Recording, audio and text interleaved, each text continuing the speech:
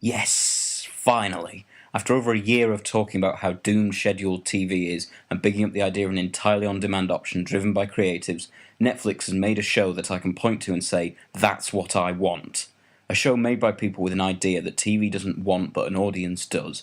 Every Netflix original I've seen has been fine, but has missed something that has made me consider it an example of a great show.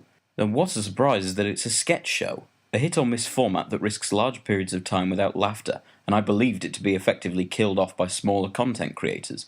With Bob and David is a return of the 90s sketch comedy Mr. Show that gained a cult following despite being on cable in America with no English version at all. The show contains a series of sketches linked together sometimes through continuations of character stories, and sometimes through humorously tenuous links, like a poster of the next protagonist. Christ, those last few lines were a bit pretentious. What a tosser I am. Sure, the sketches are hit and miss, but the hits appear more often than in some other sketch shows, and thanks to the faster pace of the new show, misses aren't lingered on for too long. And yeah, some punchlines are telegraphed a little too early and feel a bit obvious sometimes, but clearly by the vague qualifiers, I'm struggling for too much criticism. I enjoyed the show. It's certainly the best Netflix original Bob Odenkirk has appeared in this year.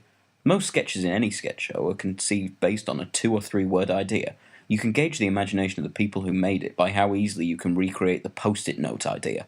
And whilst Bob and Dave aren't quite Vic and Bob, they are very good. Okay, don't get me wrong, it absolutely isn't the best sketch show ever made, but the reason I like this show is more for what it represents. Untouched by TV, this show was generated completely by ideas and will be watched by people who wanted or even waited for it. It represents that the new, completely on-demand format that I've been banging on about for far too long and far too excitedly doesn't have to be a world filled with more copies of copies and could actually make the future of TV look better than the present. I could turn my nose up at some of the jokes, but the fact is I could tell that they were just good jokes that weren't to my taste, not jokes put in to widen the demographic. I deserve an unexplainable illness for using that phrase.